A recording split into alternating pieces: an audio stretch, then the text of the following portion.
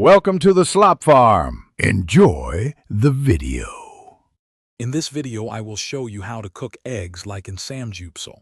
We'll start by gathering our simple ingredients. You'll need about 4 large eggs, 1/4 cup of water or broth, and a pinch of salt and pepper. Make sure your cooking surface, whether it's a non-stick pan or the side compartment of your grill, is clean and ready. This quick and easy side dish is a perfect complement to your grilled pork belly. Now let's prepare our delicious egg mixture. Crack 4 large eggs into a bowl and whisk them vigorously until the yolks and whites are completely combined. For that signature soft and fluffy texture, add about 1/4 cup of water or dashi broth.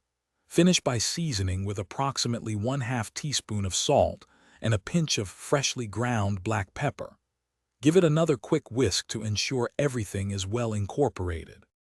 It's time to cook our eggs.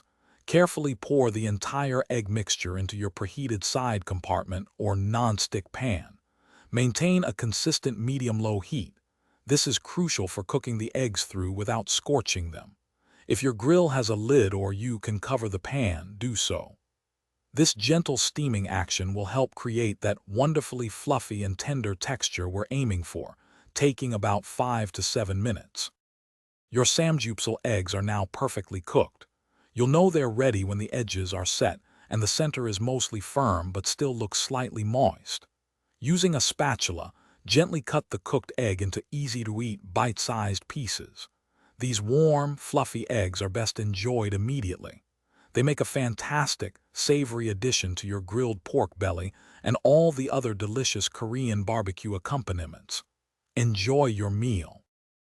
Thanks for watching. Consider subscribing if we helped you today.